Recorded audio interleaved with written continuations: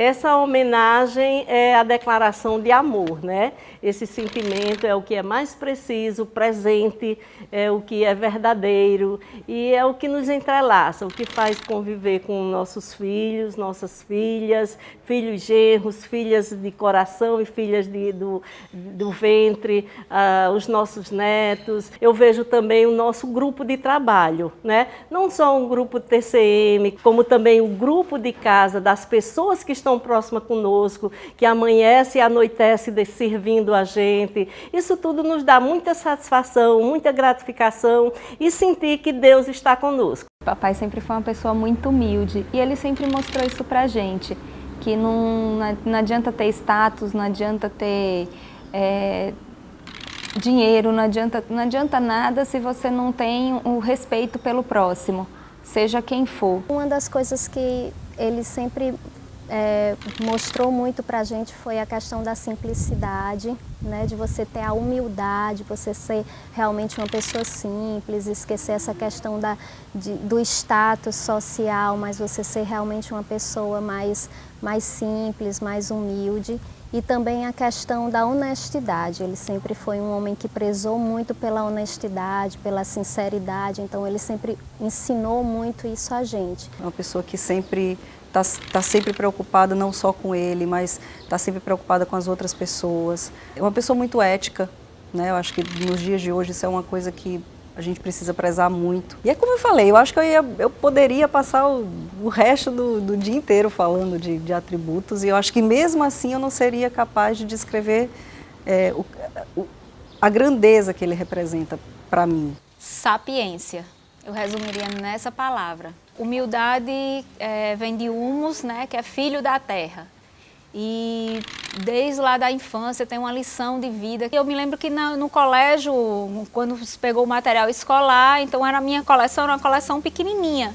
E pelo fato de eu ver um colega com uma coleção maior de 12 cores, né, hoje tem coleções de 24, mas na época não se tinha, era 12 lápis. E ele me passou uma bela lição de vida, né, que na infância dele, ele nem aqueles 12 lápis não tinha.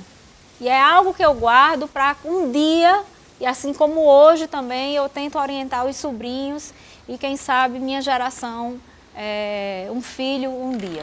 Boa noite, o Premier de hoje começa agora para tratar de um assunto especial, uma homenagem ao homem simples, como ele é conhecido, ao médico, psiquiatra, empresário e, acima de tudo, educador, que é o motivo do nosso encontro aqui nesse cenário que é a reitoria. Eu vou conversar com o professor Milton Marques, que está há 8 anos, quer dizer, a essa altura do programa estava, né, há 8 anos à frente da reitoria da UERN. A gente escolheu esse cenário para começar essa homenagem justamente porque os despachos foram feitos aqui, né, durante esse período.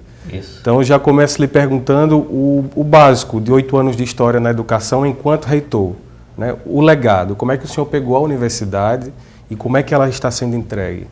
A universidade é uma instituição muito dinâmica. Eu sempre gosto de dizer assim que ela tem uma vida como um roxinol que canta, muito diferente daquele simplesmente embalsamado na vitrine de uma loja. Quer dizer, ela é sempre viva. E cada época há os objetivos essenciais para ela. No momento em que eu a assumi, o grande desafio da universidade era implantar os cursos que a própria instituição, havia criado. Nos 2 últimos anos da gestão anterior foram criados mais de 20 cursos.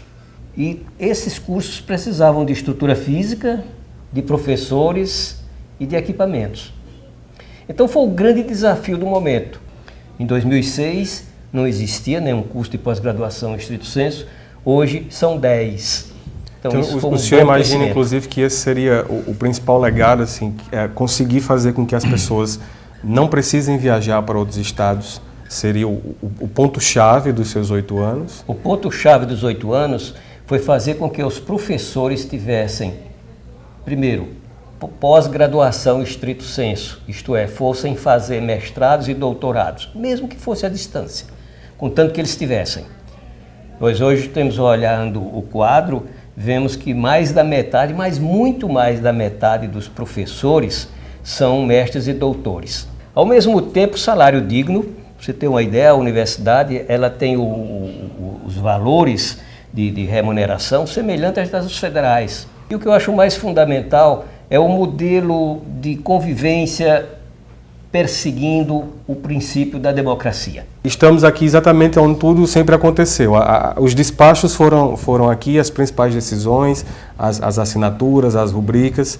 O senhor lembra exatamente do primeiro dia que o senhor pisou nessa sala, deixou a sala de aula, né, enquanto médico, professor da área de medicina, da área de saúde, e veio para cá atender? O senhor lembra exatamente desse primeiro dia? Lembro-me, sim. Lembro-me, e lembro-me também dos problemas do primeiro dia, dos desafios do primeiro dia.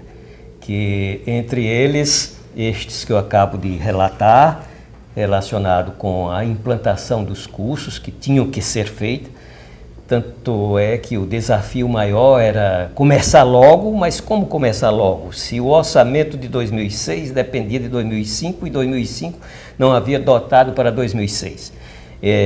Isso para, digamos assim, quem está na administração é fácil de compreender, mas para quem é estudante, para quem é professor, não é simples de entender por que não tem o orçamento para fazer a obra que precisa. Existe uma ansiedade da parte de lá de que as coisas aconteçam logo, né? Por outro lado também há uma certa... você sabe que os 100 primeiros passos são os mais difíceis. Isso em qualquer ato, em qualquer atividade, em qualquer missão que se a gente assumir, tem sempre aquela sensação de uma linguagem surda, interna, que funciona nesse prospecto, de que os primeiros momentos são sempre difíceis. A experiência, a convivência, o relacionamento, e eu tive o cuidado de não mudar muito aqui o gabinete. Então, basicamente, o chefe de gabinete, sim, e a assessoria direta também. Mas os outros servidores do gabinete, eu mantive.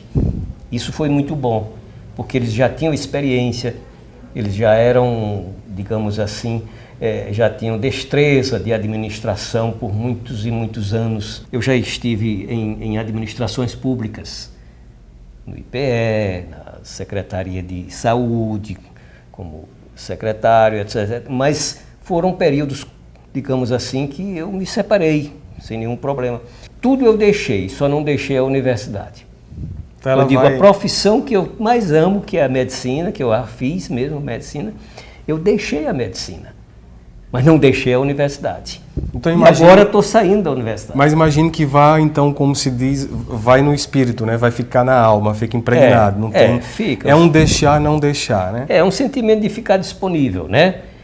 Mas eu tenho uma particularidade, eu sempre acho que quando você ou alguém conclui uma gestão, o nome está traduzindo, conclui.